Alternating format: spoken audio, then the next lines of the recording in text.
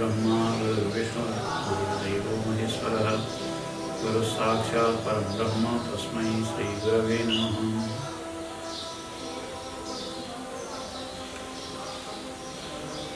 ब्रह्मसूत्रको अध्ययनको क्रममा हामी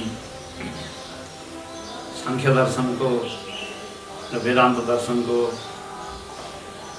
विशेष के सिद्धान्तले यिनीहरूको मतभेद छ र कुन कुरामा दुईटाको समानता छ र कति कुरामा दुईटाको भिन्नता छ भन्ने प्रसङ्ग चर्चा गर्दैछौँ। सूत्रमा पनि सांख्य दर्शनका केही सिद्धान्तहरूलाई खण्डन गरेको प्रसङ्ग आएको छ। यसलाई इक्ष्यत्यधिकरण भनेर बताइन्छ। इक्ष्यत्यधिकरण यसको सूत्र छ ईक्षतेर ना शब्दम। ईक्षतेर ना शब्दम यसको अर्थ हो ईक्षतेहे भनेको संसारको कारण जुन तत्त्व छ त्यसले जगतको रचना गर्नुभन्दा पहिले ईक्षण गर्यो। ईक्षण गर्यो भनेको हेर्यो। ईक्षण भनेको हेर्नु, विचार गर्नु। ईक्षण गर्यो भनेर उपनिषदको मन्त्रले बताएको छ। तदैक्षत बहुश्याम प्रजायेय। उसले ईक्षण गर्यो, म बहुश्याम प्रजायेय, म धेरै बनेर उत्पन्न हुँ भन्ने इच्छा गर्यो। सेयम देवता ऐक्ष्यत। विभिन्न उपनिषदहरूमा ईक्षणको बारम्बार शब्दको प्रयोग भएको छ।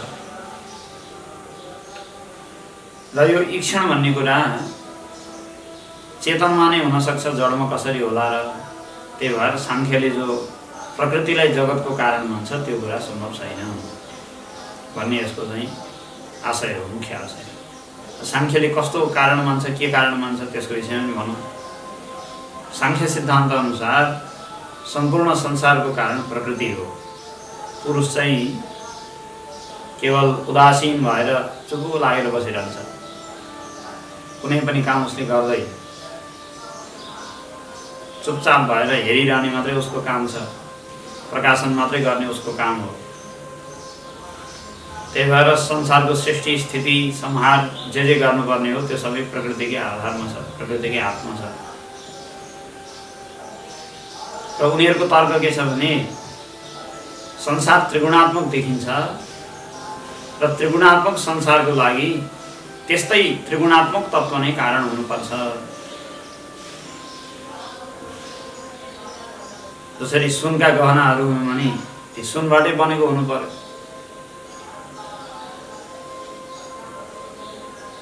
फलामका भाँडाकुँडाहरू भने फलामबाटै बनेको हुनु पर्यो। जुन वस्तु जस्तो छ त्यसको कारण पनि त्यस्तै चाहियो। र संसार त्रिगुणात्मक छ।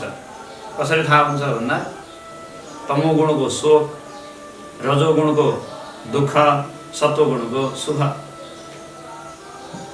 तमोगुण शोक अथवा ढाक्ने प्रमाद, मोह, शोक इत्यादि तमोगुणको धर्म कार्य। मोह ढाक्नु, ज्ञानलाई ढाक्नु, विवेकलाई ढाक्नु, चेतनालाई ढाक्नु इत्यादि तमोगुणको कार्य हो। मोह प्रदान गर्नु। त्यसै गरी रजोगुणको कार्य हो दुःख दिनु। अनि ईर्ष्या अथवा चाहिँ उत्साह पनि रजोगुणकै कार्य हो। द्वेष आदि सबै रजोगुणकै कार्य हो।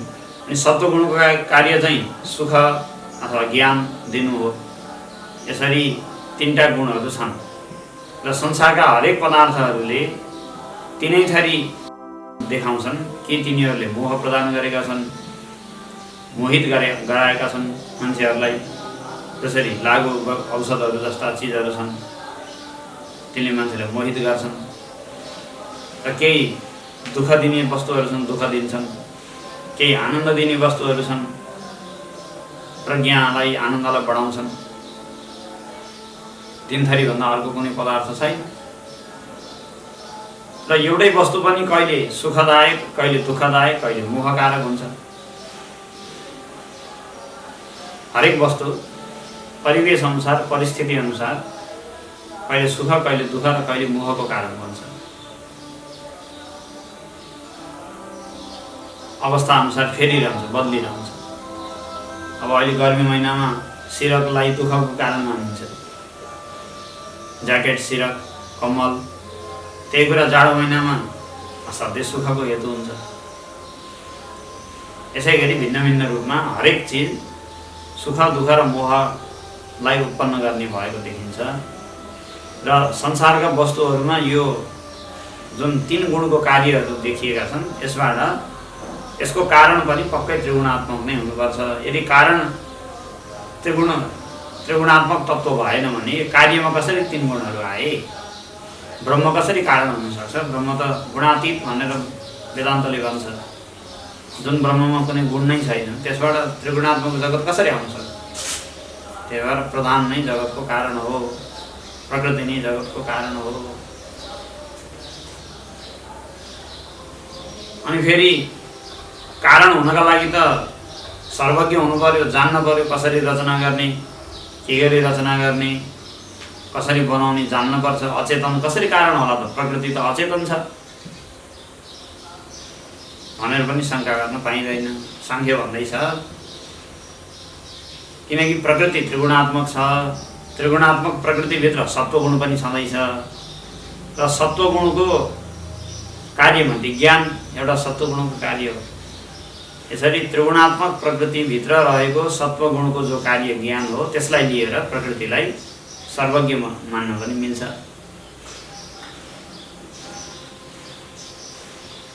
सारा कुरालाई उसले जान्दछ भन्न पनि पाइयो, किन सत्वगुण त उहीसँग छ।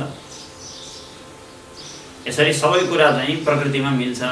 त्यही भएर जन्माद्यस्य यतः भनेर जो लक्षण गरियो त्यो चाहिँ ब्रह्मको होइन, प्रकृतिको हो र त्यसलाई नै बुझ्नुपर्छ। प्रकृति र पुरुषको भेदलाई बुझ्यो भने मोक्ष हुन्छ।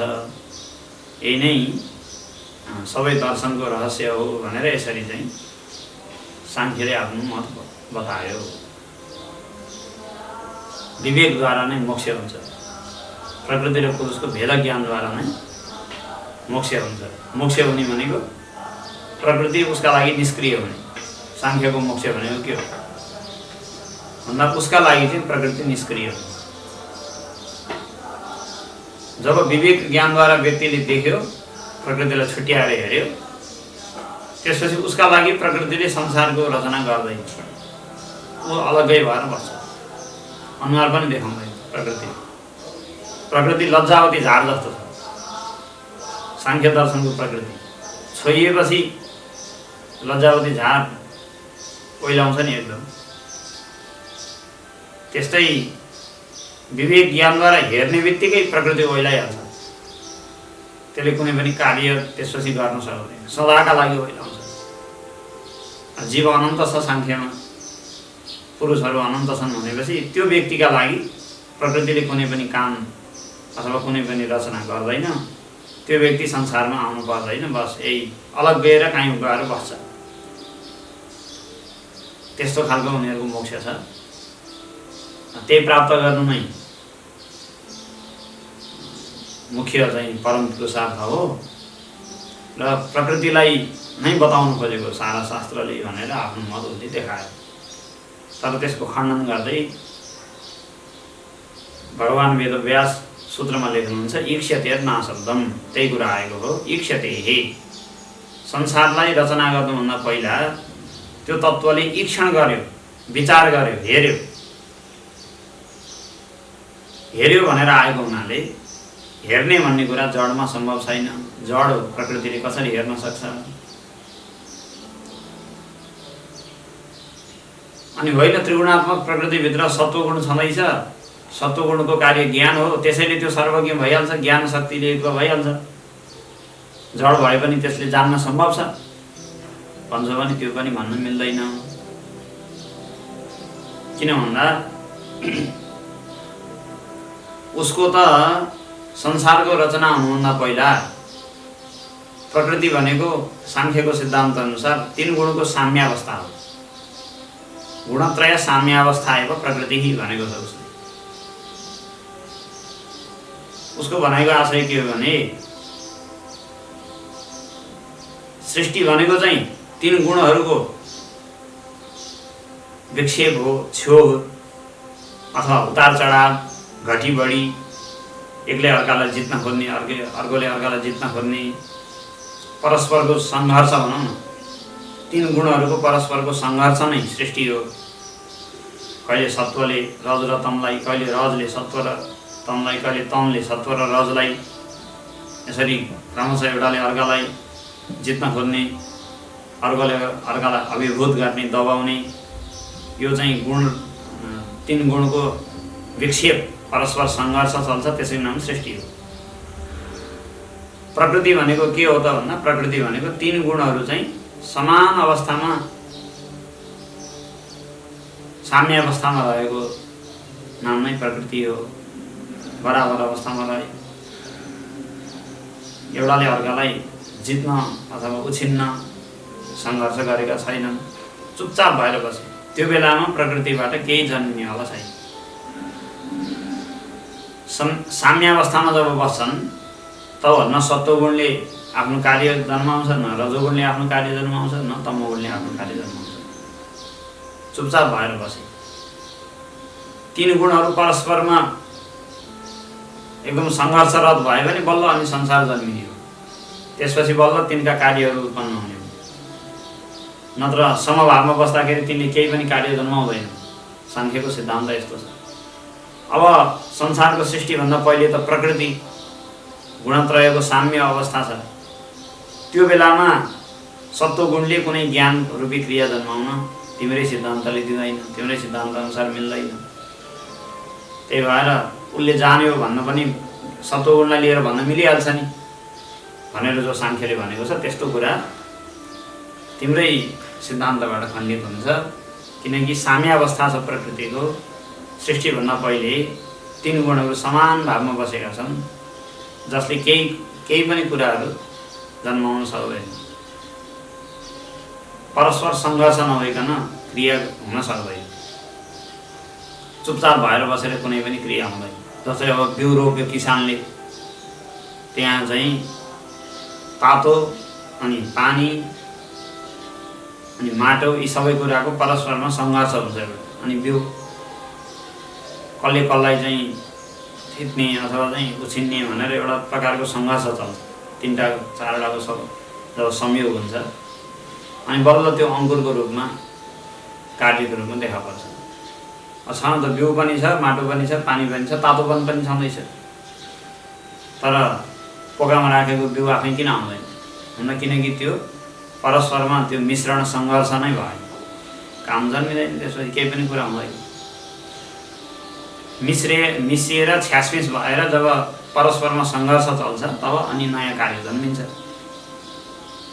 प्रकृतिले पनि संसारको सृष्टिभन्दा पहिला त मिश्रण हुन सकेको त छैन।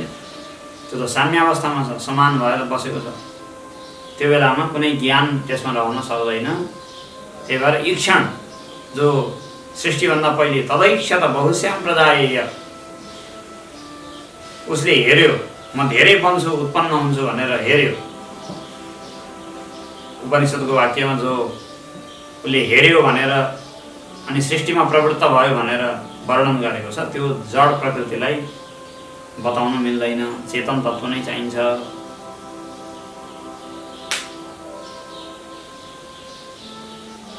त्यही भएर उसको भनाइ खण्डित हुन्छ। अब यो कुरा गर्दा गर्दै साङ्ख्यको 25वटा तत्त्वको कुरा आएको छ, त्यसको विषयमा पनि केही भनौँ।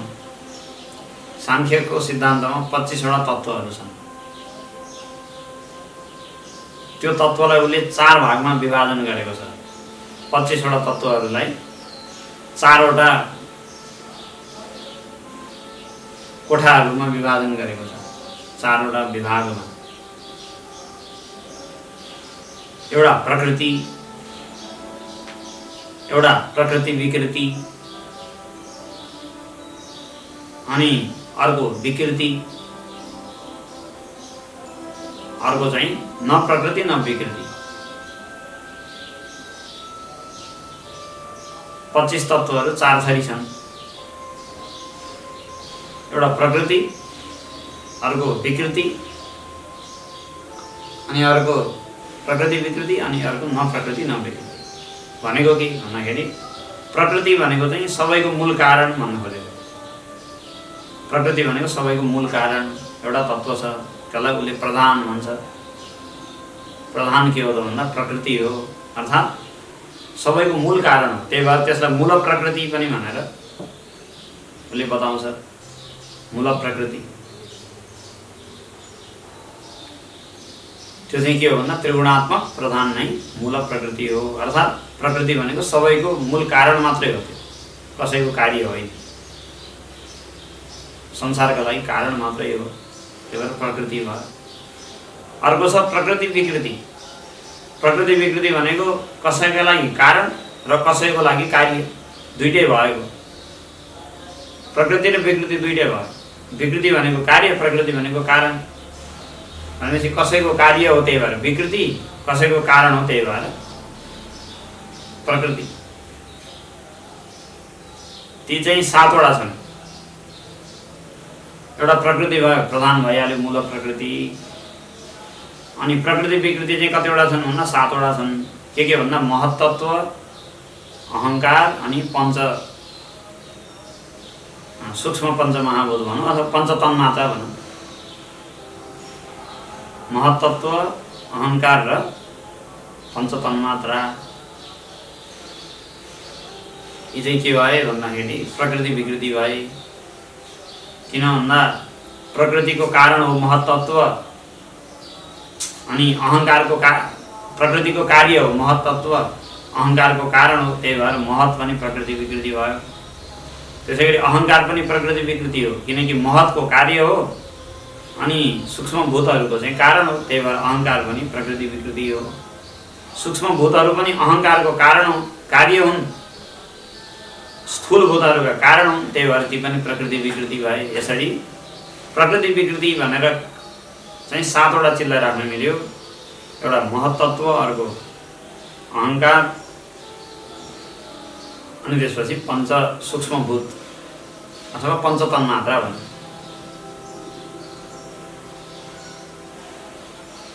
अब यसपछि आए विकृति।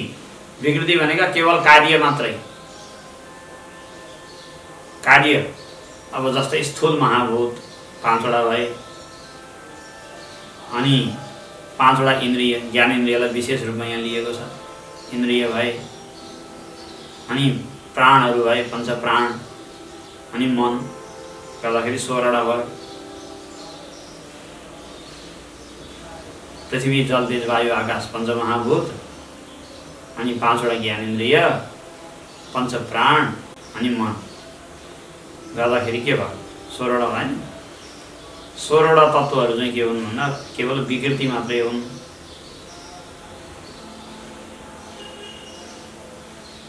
सातवटा तत्त्वहरू चाहिँ प्रकृति विकृति दुईटै हुन्। एउटा मूल प्रकृति चाहिँ केवल प्रकृति मात्रै हो प्रधान, र अर्को न प्रकृति न विकृति भनेको छ, न कसैको कारण हो न कसैको कार्य हो। त्यो चाहिँ को हो भन्दा पुरुष हो, त्यो चाहिँ न प्रकृति न विकृति।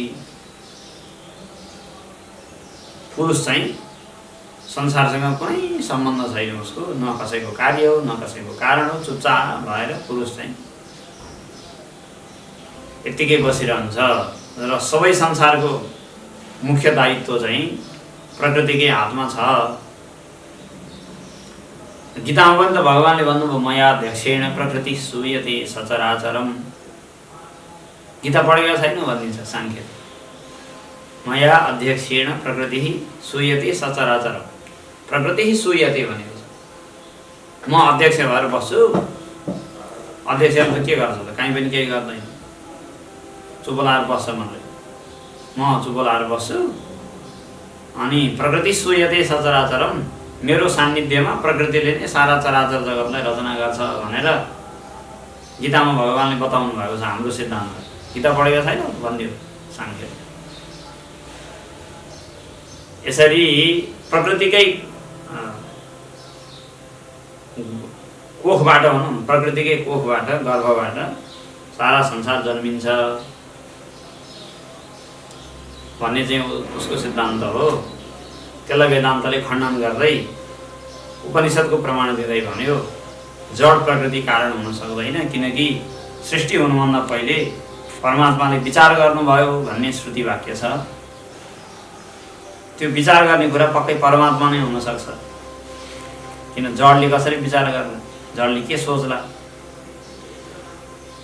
अब सत्वगुणलाई लिएर ज्ञान शक्ति प्रकृतिमा मान्न सकिन्छ भन्न पनि मिलेन, किनकि सृष्टिभन्दा पहिला त साम्य अवस्था छ। त्यो बेलामा सत्वगुणले ज्ञान उत्पन्न गर्दैन। साम्य अवस्थामा त सत्वगुणले कुनै पनि ज्ञान जन्माउँदैन। जब विषम हुन्छ अनि बल्ल ज्ञान जन्माउँछ। र ज्ञान जन्माउनु पनि रजोगुणको सहायता चाहिन्छ सत्वगुणलाई पनि। रजोगुणले प्रेरित गर्छ सबैलाई, प्रेरित गर्ने, क्षुब्ध गर्ने, अगाडि बढाउने क्रियामा सबैलाई प्रवृत्त गर्ने भन्ने काम चाहिँ रजोगुणको कार्य हो। रजोगुण नभइकन संसार चल्नेवाला छैन, सृष्टि नै सुरु हुँदैन। यहाँसम्म कि ज्ञान पनि उत्पन्न हुँदैन रजोगुण नभइकन भनेको छ। किनकि सत्वगुणलाई रजोगुणले क्षुब्ध गर्न पर्यो नि, प्रवृत्त गर्नु पर्यो नि।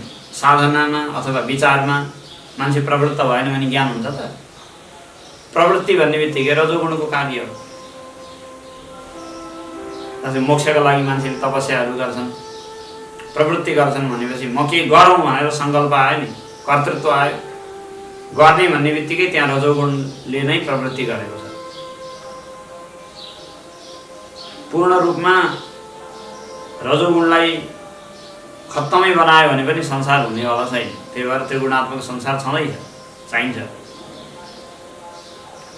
साधना कालसम्म रजोगुणको महिमा छ ठुलै। सत्वगुणले आफ्नो कार्य जन्माउनु पनि रजोगुणको सहायता खोज्छ। प्रेरित हुन पर्यो नि, जसरी पनि मैले पाइछोड्छु भन्नु पर्यो, आत्तिन पर्यो, छटपटिन पर्यो, लाग्न पर्यो। एकदमै त्यो नभइकन त ज्ञान हुँदैन। भक्तिमा पनि भावावेशमा मान्छेहरू रुन्छन्। रामकृष्ण परमहंसहरूको जीवन चरित्रमा कस्तो देखिन्छ? भगवतीको दर्शन भएन भनेर शरीर पुरै भित्तामा रगड्ने, भुइँमा ददार्ने, अनि साह्रै बिलौना गर्ने, छाती पिट्ने, आफैलाई दुःख दिने, यस्ता यस्ता कामहरू परमहंसले गर्नुभयो भनेर उहाँको जीवन चरित्रमा आउँछ। त्यो काम कुनै बुद्धिमानीको काम त होइन, रजोगुणकै काम हो त्यो। पिट्ने, टुट्ने, आफैलाई ददार्ने, घिसार्ने सत्वगुणको काम हो त त्यो? होइन, त्यो रजोगुणको। वियोगको दुःख, विलाप, वियोगको अनुभव, अथवा मैले अहिलेसम्म केही गर्न सकिनँ भनेर एक प्रकारको हीनताको बोध, आफैलाई चाहिँ उपहास गर्ने अथवा धिक्कार्ने, यी सबै कुरा त रजोगुणकै काम हो।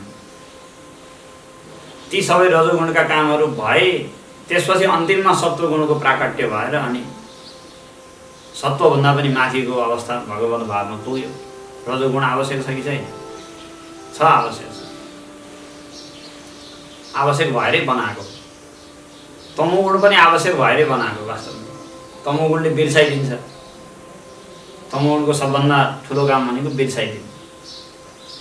अब यो संसारमा सम्झिनुभन्दा बिर्सिनेको कति महत्त्व छ थाहा छ? सम्झेर बरु, सम्झिन बरु, नसम्झे पनि मान्छेको जीवन चल्ला। बिर्सेन भने कुरा खत्तम छ। बिर्सेन भने के हुन्छ? दिनभरि रातभरि सबै कुरा सम्झे गऱ्यो भने निद्रै हराम हुन्छ। सम्झे भएछ रातभरि, के हालत हो? निदाउनै मिलेन, सुसुप्ति नै भएन। सुसुप्ति नभएपछि, विश्रामै नभएपछि कति समस्या छ। औषधि खाइ सुत्नुपर्छ। बरु कोही मान्छे सधैँ सुतिरहँदो रहेछ भने चल्दा आयो कुरा, केही फरक पर्दैन। कुम्भकर्णको पनि जीवन चलेकै थियो, खायो बस सुतिहाल्यो। तर कोही मान्छे सधैँ जागिरह्यो भने उसको जीवन चल्नेवाला छैन। बिर्सिन पर्छ। शत्रुले भनेको तिखो बोलीको घाउ बिर्सिन पर्छ, अथवा आफूमा व्यापारमा व्यवसायमा घाटा भएको कुरा, कति घाटा भयो भन्ने कुरा बिर्सिन पर्छ। कहाँ के भएको थियो आफूबाट, नराम्रा व्यवहार, ती सबै पनि बिर्सिन पर्छ। बिर्सेन भने कुनै संसारमा व्यवहार चल्नेवाला छैन।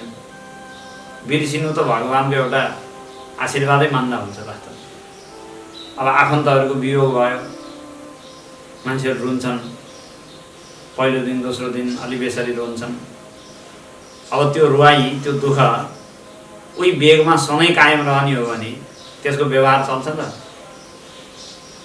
चल्दैन नि। माधव प्रसाद घिमिरेले खण्डकाव्य एउटा लेखे, गौरी भनेर खण्डकाव्य लेखे बिचरा हाम्रो राष्ट्रकविले। पत्नीको वियोग भएको दुःखमा लेखेका हुन्। त्यो बेलामा उनको जुन दुःखको वेदनाको चरम तह पुगेको थियो, त्यस्तो दुःख अहिले पनि बाँकी भएको भए बिचरा ती बुढा अहिलेसम्म बाँच्थे? कहिले बितिसक्यो। तर भगवान्ले दया गरे, दुःख भयो, एक दुई दिन अलि बढ्यो, बिस्तारै घट्दै गयो। अब अहिले आनन्दसँग अर्की माताजी छन्, छोरीहरू छन्, हाँसेर बस्छन्। बाबाजी भेट्न गयो भने नि खुसी हुन्छन्, कविता सुनायो भने हाँसेरै बसेका छन्, बाँचेका छन्। त्यो कुरा कसरी सम्भव भयो भन्दा बिर्सेको हुनाले सम्भव भयो। तमोगुणको पनि ठुलो उपयोगिता छ, बिर्सिन पर्छ। रजोगुणको पनि ठुलो उपयोगिता छ, प्रवृत्ति हुनुपर्छ, जाग्नुपर्छ, लाग्नुपर्छ। उत्तिष्ठ त जाग्रत भनेको त्यो सबै रजोगुणलाई लिएर भनेको। जाग जाग अब जाग न जाग, लाग उन्नति विषय अब लाग, त्यो भनेको सबै रजोगुणको काम हो। अनि त्यो जम्मै गरेपछि बल्ल सत्वगुण हुने हो नि। सत्वगुण पनि हच्चामा आउँदैन नि त, केही नगरिकन त आउँदैन नि। सात्विक बन्न प्रयास गर्नु पर्यो नि, प्रयासै रजोगुणको काम हो।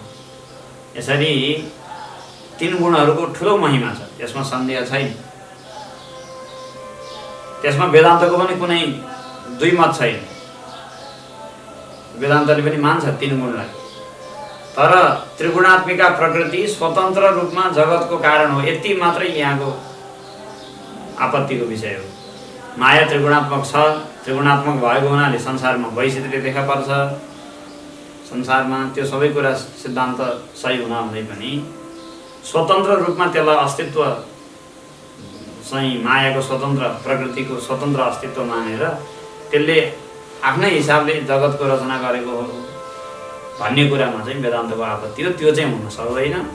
मायाद्वारा परमात्माले नै जगतको रचना गर्नुभएको भन्नुपर्छ। ईश्वरलाई अथवा चेतन पुरुषलाई एकदमै निरपेक्ष राखेर स्वतन्त्र रूपमा जड प्रकृतिले कुनै पनि कुरा गर्न सक्दैन। अपितु मायाद्वारा परमात्माले नै संसारको रचना गर्नुभएको हो।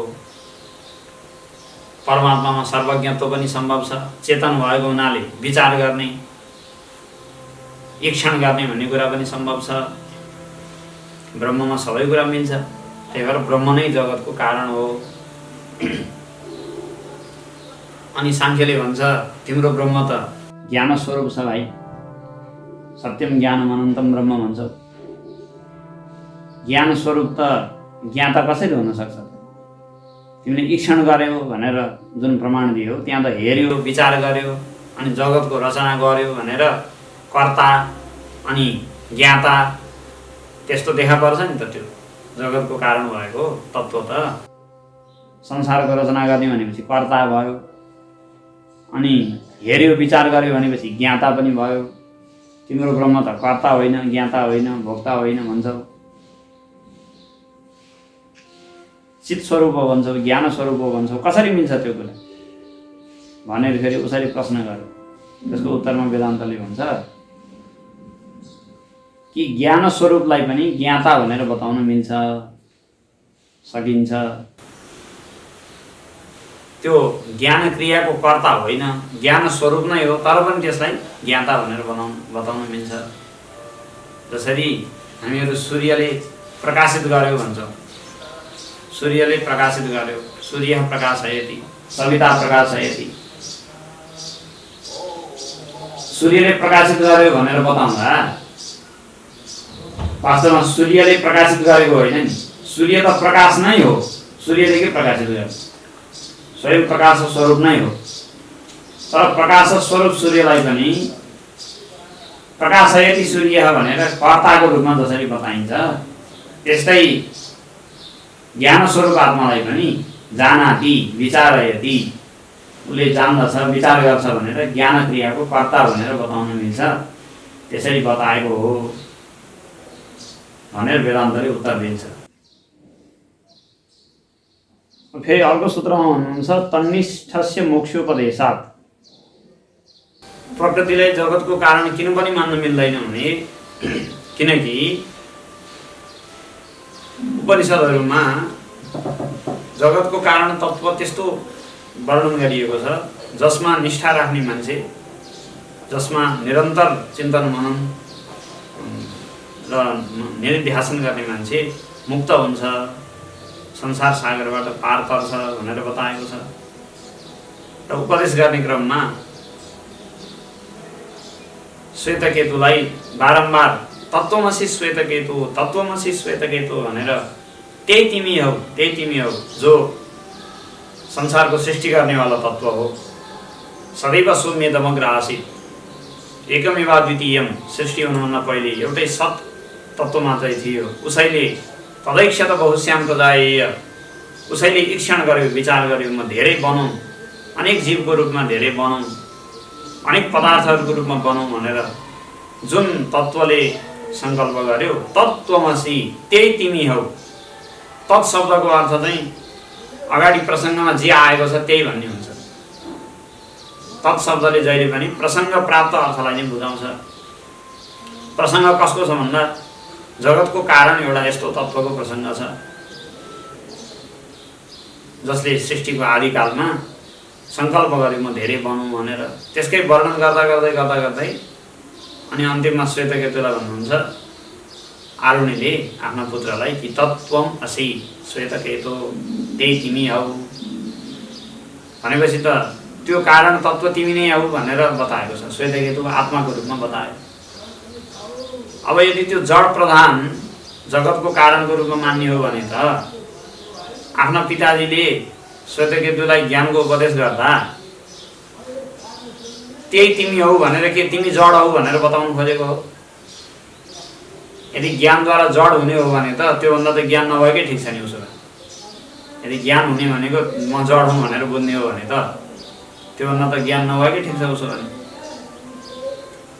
एकजना भक्तले भनेको कविता प्रसिद्ध छ कि वरम वृन्दावने रण्ये श्रीगालत्वम मृणोम्यहम् न तो वैशेषिकीं मुक्तिं प्रार्थयामि कथञ्चन। वैशेषिकहरूले पनि ज्ञान अवस्था चाहिँ तत्त्वज्ञान अथवा मोक्ष हुँदाखेरि आत्मामा ज्ञान रहँदैन भन्छन्। ज्ञान रहँदैन भनेपछि त जड हुने भयो नि त। ज्ञान रहँदैन, ज्ञान केही पनि हुँदैन भनेर बताउँछन्। अनि भक्त रहेछन् उनी, त्यही भएर उनले तिनलाई खिस्याउँदै भने गिज्याउँदै, उसो भने त तिम्रो मोक्ष भन्दा त बरु मलाई वृन्दावनको स्याल बनाइदियो भाइ, बरु वृन्दावनको वनमा स्याल बनेर म बस्न तयार छु। कमसेकम गोपीहरूको यसो दर्शन सर्शन पाइएला, हुँ गर्दै वनमा होइन, भक्तहरूको दर्शन त पाइएला, बरु स्याल बन्न बरु ठिक छ मलाई। तर तिम्रो यो जड बन्ने खालको मोक्ष त मलाई चाहिएन भनेर खण्डन गरेका छन्। यदि जगतको कारण तत्त्व प्रधान हो भने, प्रकृति हो भने तत्त्वमसि भनेर त्यही तिमी हौ भनेर के तिमी जड हौ भनेर बताउनु खोजेको हो? त्योभन्दा त बरु अहिले त म चेतनै छु भनेर बुझिरहेको छु श्वेतकेतुले। त्यसलाई त्यत्रो दुःख गरी बुझाउन, जडको रूपमा बुझाउन त त्यत्रो प्रयास त पक्कै गरिएन होला। कसैको पनि चेतनको आत्मा जड हुन सम्भव छैन। कुनै पनि चेतन तत्त्वको जड आत्मा कसरी हुन सक्छ? त्यही भएर तत्त्वमसि भनेर चेतन तत्त्वलाई नै भनेको हो। जगतको कारण पनि कुनै चेतन तत्त्व नै हो। किन भन्दा त्यसमा लाग्ने मान्छे मुक्त हुन्छ। यावन्न विमोक्षे अथ सम्पत्से भनेर छान्दोग्य उपनिषदमै विमोक्षे मोक्षको कुरा आउँछ। मुक्त हुने भनेको जड हुने भनेको पक्कै होइन। किन जडमा त बन्धन पनि छैन, मोक्ष पनि छैन। जडलाई न बाँधिन्छ जड, न जड मुक्त हुन्छ। किन भन्दा उसलाई त्यो दुइटैको प्रतीति छैन। वास्तवमा बन्धन र मोक्ष भन्ने कुरा प्रतीति बिना सिद्ध हुन सक्दैन। बाँधिएको भन्ने कुरा पनि बाँधिएको थाहा भयो अनि बाँधिएको सिद्ध भयो। मुक्त भयो भनेको पनि म मुक्त भएँ भन्ने थाहा पाउनु पर्यो, तब मात्रै मुक्त भएको सिद्ध भयो। जड वस्तुलाई बाँधिएको छु भन्ने बोधै नभएपछि के को बन्धन? घर बनाउँदाखेरि पिल्लरलाई बाँध्छन्, चारतिरबाट फलामका सिक्री साङ्लाले मिलाएर बाँध्छन्, कसेर बाँध्छन् मजासँग नहल्लियोला भनेर। त्यो फलामको चाहिँ त्यो खाँचालाई बाँध्न त मान्छेले बाँधे, तर त्यसलाई म बाँधिएँ भन्ने थाहा छ? त्यसमा बन्धन छ त? छैन। जडमा कहिले पनि बन्धन हुन सक्दैन, किनकि बन्धन भन्ने कुरा पनि बन्धनलाई थाहा पाउने व्यक्ति भएन भने, चेतन भएन भने बन्धन बन्दैन। र बन्धनै नभएपछि मुक्त हुने भन्ने कुरा पनि भएन। बन्धन र मोक्ष दुइटै छैन। तर यहाँ त मोक्षको कुरा आएको छ, विमोक्षे भनेर। त्यही भएर यो चेतन तत्त्व नै हो, जसलाई थाहा छ बन्धन र मोक्षको कुरा।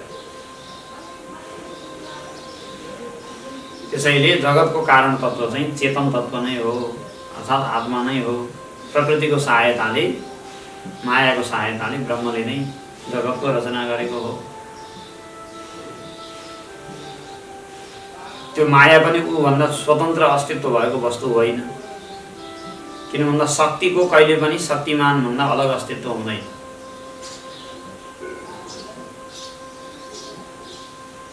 थाहा नै हुँदैन भन्दा पनि हो, किनकि शक्तिको बोध त्यो तत्त्वलाई हुँदैन। शक्तिको बोध त ऊभन्दा बाहेकलाई हुने हो।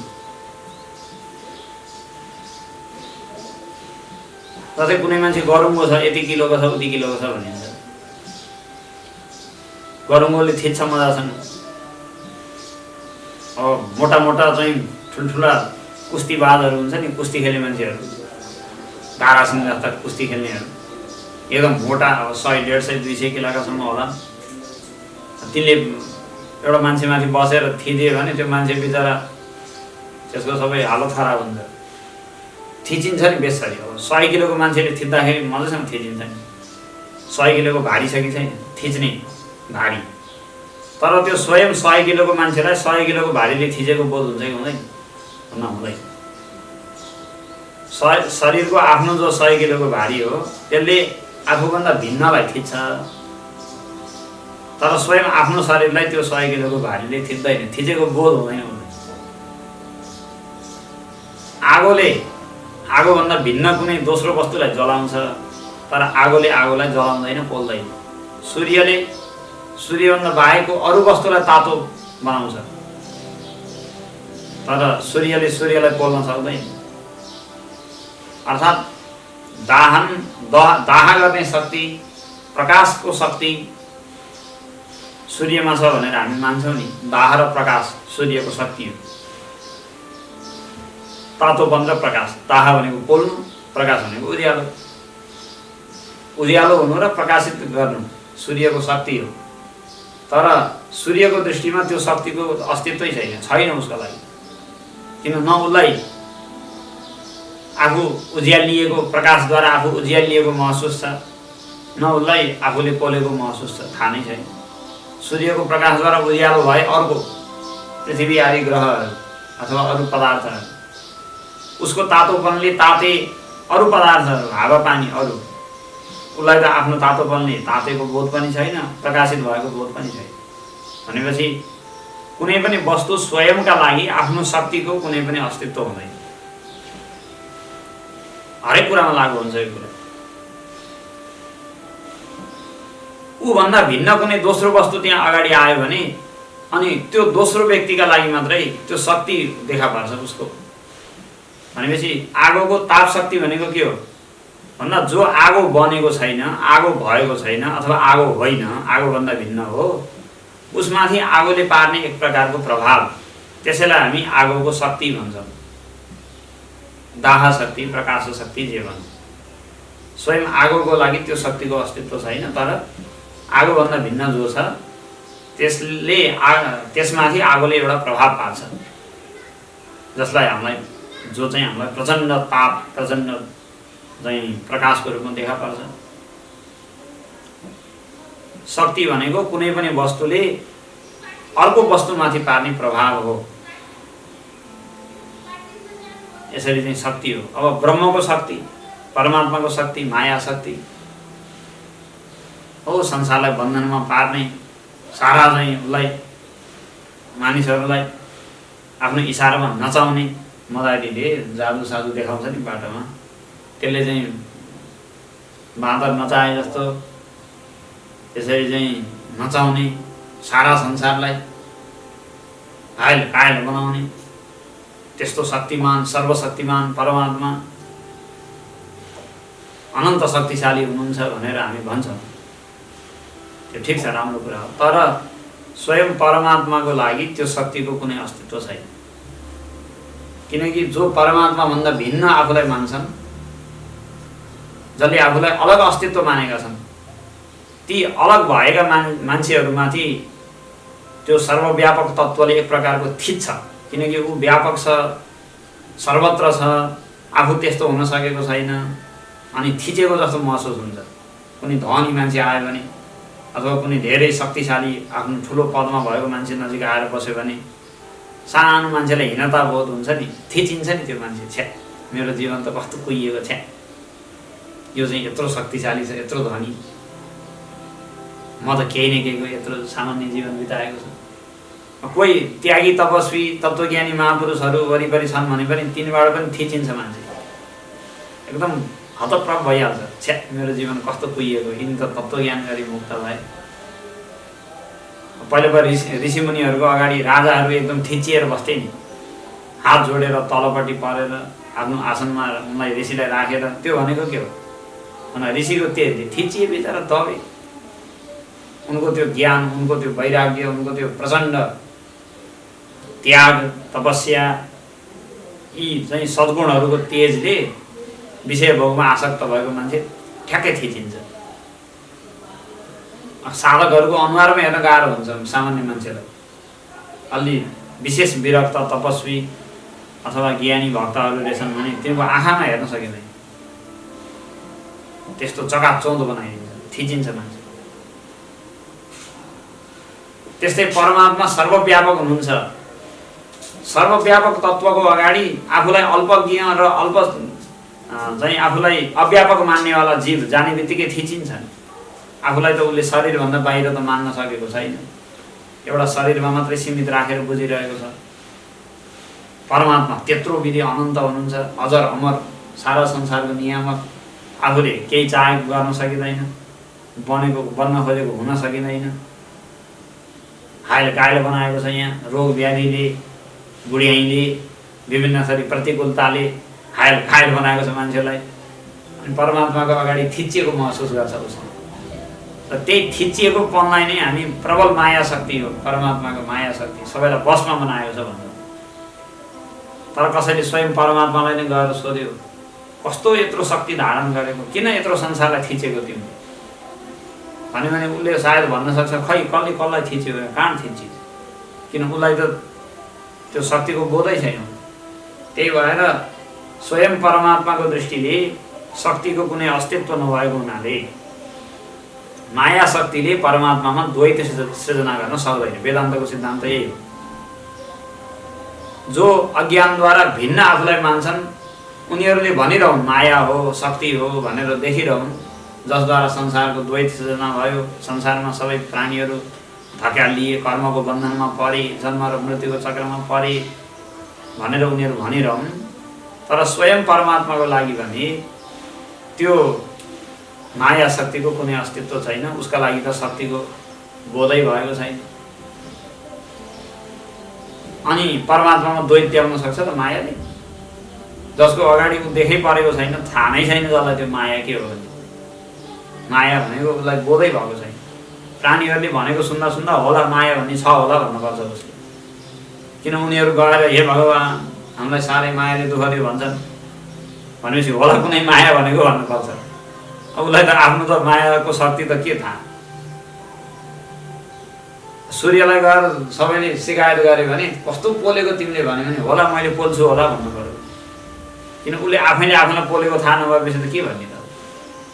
तर कुनै मान्छेले नजानिकन केही कुरा बोल्यो, अर्कालाई दुःख भयो, उसलाई दुःख होस् भनेर बोलेको होइन, भन्दा भन्दै छ्यास एउटा केही कुरा गरिदियो जसले गर्दा उसको मनमा चोट पुग्यो।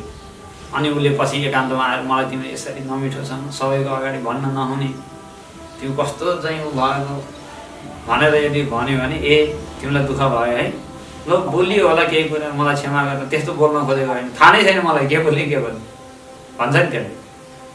भने जस्तै परमात्मालाई पनि जीवात्माले गुनासो गर्छ, भक्तहरूले गएर गुनासो गर्छन्, माया, यस्तो मायाले हामीलाई दुःख दियो, यस्तो माया किन बनाएको, कति हामीलाई दुःख दिएको भन्छन्। अनि भगवान्ले भनिदिनुहुन्छ होला अब माया भन्ने, ल मलाई थाहा थिएन अहिलेसम्म भन्ने।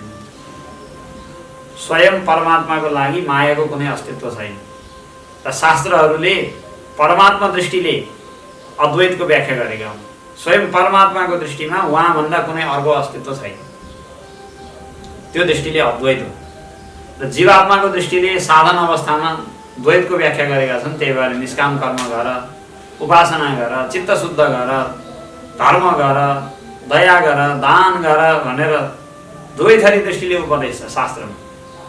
माथिल्लो भागबाट हेर्ने पनि कुरा छ, संसारको तल्लो तहबाट हेर्ने पनि कुरा छ, दुवै थरी कुरा शास्त्रमा छ। सबभन्दा माथि टुप्पोबाट हेर्दाखेरि के देखिन्छ, सबभन्दा तल्लो श्रेणीबाट हेर्दा के देखिन्छ, वेदमा सबै थरी कुरा हुनुपर्छ। त्यही भएर स्वर्ग जाने कुरा पनि छ। अब अत्यन्तै विषय भोगको वासनाबाट ग्रस्त भएको मान्छेले वासनामय दृष्टिले संसारलाई हेर्दाखेरि सबै देख्न पर्यो नि त, स्वर्ग नरक, त्यसलाई त्यो कुरा पनि भनिदिनु पर्यो, उसको दृष्टिको पनि त्यहाँ समावेश हुनु पर्यो। अनि सबभन्दा माथिल्लो परमात्माको दृष्टिबाट, तत्त्व दृष्टिबाट भनौँ, तत्त्व दृष्टि भनेकै परमात्माको दृष्टि हो, जो यथार्थ दृष्टि हो, त्यसबाट हेर्दा संसार केही पनि छैन, त्यो पनि भनिदिनु पर्यो शास्त्रको काम। त्यही भएर कर्मकाण्ड, उपासना काण्ड अनि अन्तिममा वेदान्त ज्ञान काण्ड, तिनटैको एकदम सबैको प्रतिनिधित्व छ वेदमा। जस्तै अझै संविधानमा सबैको प्रतिनिधित्व हुनुपर्छ भन्छ नि, अनि एकदम गरिब, निमुखा अथवा चाहिँ अत्यन्तै चाहिँ अशिक्षितहरूको तहदेखि लिएर एकदमै समृद्ध अथवा चेतनशील व्यक्तिहरूको तहसम्मको सबैको चाहिँ हक हितको सुरक्षा हुनुपर्छ, सबैको प्रतिनिधित्व हुनुपर्छ भनेर चाहिँ अहिलेको एउटा संविधान, आदर्श कानुन भनेको त्यही हो, सबैको प्रतिनिधित्व गर्छ जसले भन्ने सिद्धान्तै छ। त्यही भएर प्रतिनिधित्व चाहिँ समानुपातिकबाट रिक्सावाला, ठेलावाला, गाडीवालालाई पनि सांसद बनाएर लगेका छन् बिचरा। कमसेकम ठेलावालाको कुरा उसले बुझ्छ भने, ठेला नबोकेको मान्छेले ठेलाको कुरा के बुझ्नु, कति दुःख छ भन्ने कुरा ठेलावालालाई थाहा हुन्छ। भने जस्तै एउटा दृष्टान्त दिएको मैले, आधुनिक कानुनले पनि मान्छ कि सबैको प्रतिनिधित्व भएको चिज उत्कृष्ट हो भने। वेदले पनि त्यही सिद्धान्त अवलम्बन गरेको छ अनादिकालदेखि। सामान्य विषय भोगी मान्छेदेखि लिएर पारमार्थिक दृष्टिसम्म सबैको कुरा वेदमा छ। त्यही भएर एकतिर कर्मकाण्डले भन्छ कर्म गर स्वर्ग जाऊ, अनि चित्त शुद्धिका विभिन्न उपासनाहरूका विधिहरू बताउँछ, योगाभ्यास बताउँछ, सारा कुरा बताउँछ। अनि अन्तिममा वेदान्तले भन्छ यो केही पनि छैन, सारा संसार भएकै छैन, उत्पन्न भएकै छैन संसार, जन्मिएकै छैन संसार, माया भन्ने चिजै छैन, जीव बनेकै छैन, बन्धन पनि छैन, मोक्ष पनि छैन भन्दै अन्तिम। यो चाहिँ के दृष्टि हो भन्दा तत्त्व दृष्टि हो, माथिल्लोबाट हेरेको दृष्टि।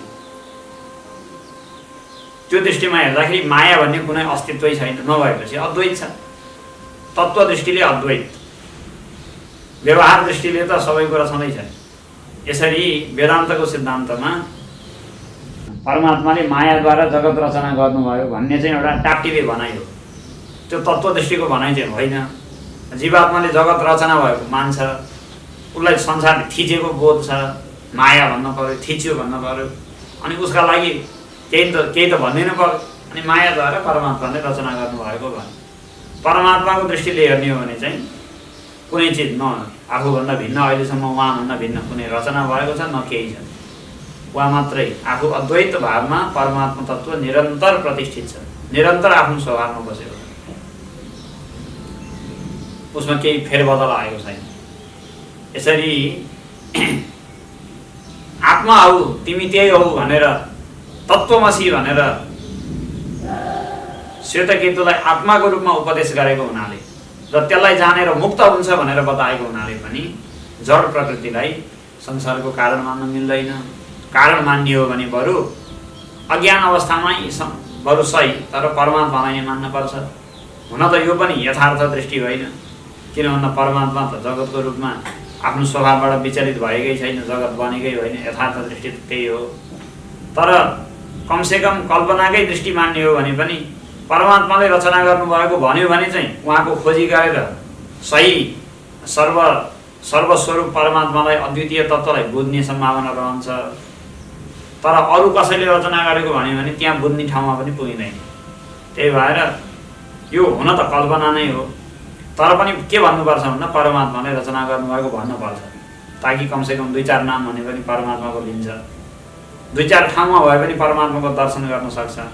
बिस्तारै बानी पर्छ र सर्वव्यापी सर्वस्वरूप सारा पदार्थ नै परमात्माको रूप हुन् भनेर देख्न सक्छ भन्नका लागि परमात्माले रचना गर्नुभएको भनेर एकदम यहाँ चाहिँ सिद्ध गरिएको छ। यस प्रकार सांख्य सिद्धान्तको र वेदान्त सिद्धान्तको विचार विमर्श गर्दाखेरि सुरुमा पुरुषलाई अथवा आत्मालाई निर्विकार र एकदम नछोइएको, कुनै पनि गुणदोषले नछोइएको बताउन विशेष जोड भयो दुईटै दर्शनको, सांख्य र वेदान्तको। तर उसलाई नछोइएको बनाउनका लागि संसारको गुण दोष राग द्वेष अनि यहाँका रोग व्याधि जन्म मृत्यु जस्ता तत्त्वले छोइएको त कुनै चिज चाहियो नि त। कसलाई छोएको भनेर कल्पना गरेर सांख्यले त्यसका लागि छुट्टै एउटा प्रकृति भनेर खडा गर्यो, सबै दोष जति त्यसको टाउकोमा फालिदिने अनि पुरुषलाई चाहिँ नछोइएको बनाउने। तर त्यसो गर्दाखेरि द्वैतवादको मरुभूमिमा फस्यो, अद्वैतवादबाट धेरै टाढा पुग्यो, कहाँ पुग्यो। हुँदाहुँदै पुरुषलाई प्रकृतिको एकदम हातको खेलाउन बनाइदियो, बन्धन पनि उसैले दिने, मोक्ष पनि उसैले दिने, स्वतन्त्रता पनि हरायो। मोक्ष दिन्छु भन्दै स्वतन्त्रतै नष्ट भयो, झन् त्यो तहमा ऊ पुग्यो, एकदम बाटो बिराएर। वेदान्तले चाहिँ अब संसारको सारा द्वैतको व्यवस्था गर्न के गर्ने भन्दा माया एउटा छ, जसलाई छ भनौँ भने तत्त्वदृष्टिले छैन भनौँ भने भेददर्शीहरूको अगाडि देखा पर्छ। बस यस्तो खालको एउटा विचित्र अनिर्वचनीय माया भन्ने तत्त्व छ जसबाट संसार रचना भएको छ। परमात्माको दृष्टिले चाहिँ मायाको कुनै अस्तित्व छैन। तत्त्वदृष्टिया तु नास्त्येव,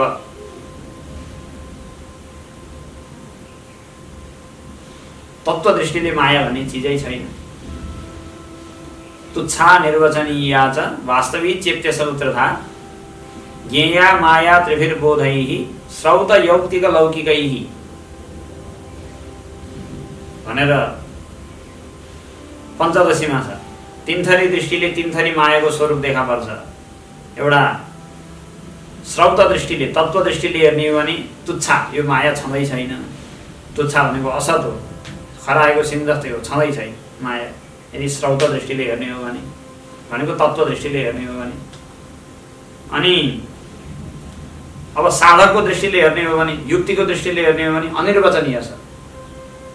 प्रमाणद्वारा विचार गर्दा सिद्ध हुँदैन, छैन। तर छैन भनौँ भने अगाडि देखा पर्छ। वेद पल्टाएर हेर्दा प्रमाणद्वारा उपनिषदको आधारमा विचार गर्दा छैन फेरि। त्यही भएर त्यस्ता खालका विचारकहरूको नजरमा चाहिँ छ पनि भन्न नमिल्ने, छैन पनि भन्न नमिल्ने। छ भनौँ भने प्रमाणद्वारा विचार गर्दा छैन भनौँ भने अनुभवमा आउँछ, फेरि व्यवहार कालमा देखिन्छ। त्यही भएर त्यसलाई अनिर्वचनीयको रूपमा मुमुक्षुहरूका लागि माया अनिर्वचनीय छ। तत्त्वज्ञानी जो तत्त्वदृष्टि भएका व्यक्ति छन् उनीहरूका लागि माया छँदै छैन, असत हो। मुमुक्षुहरूका लागि माया चाहिँ अनिर्वचनीय हो। र अत्यन्त लौकिक विषय भोगमा पूर्ण आसक्त भएका व्यक्तिहरूका लागि चाहिँ माया सत हो, यथार्थ हो भनेर देख्छन् उनीहरू। वेदान्तमा चाहिँ तुच्छ अत्यन्त सामान्य जो लोकमा लागेका विषय भोगमा लागेका मान्छेहरूको दृष्टि त यहाँ बताएको छैन। मुमुक्षुको दृष्टिकोण अनुसार अनिर्वचनीय भन्ने कुरा पनि बताइदिएको छ। तत्त्वदृष्टिले माया छँदै छैन भन्ने कुरा पनि वेदान्तमा आउँछ। यसरी दुई थरी दृष्टिकोणले मायाको स्वरूप बताएको छ। प्रकृतिलाई स्वतन्त्र मान्ने भन्ने कुरा चाहिँ कुनै हालतमा पनि वेदान्तलाई स्वीकार्य छैन। त्यही भएर न भनेर खण्डन गरिदिनु। अशब्दम, शास्त्रमा नबताएको, वेदमा नबताएको जो प्रधान हो त्यो न कारण हुन सक्दैन। इक्ष्यते नाशब्दम, यो हुन सक्दैन भनेर खण्डन गरिदिनु भयो। यसरी सांख्यलाई खण्डन गरेको प्रसङ्ग यहाँ आयो। ओम पूर्णमदः पूर्णमिदं पूर्णात् पूर्णमुदच्यते पूर्णस्य पूर्णमादाय पूर्णमेवावशिष्यते। ओम शांति शांति शांति।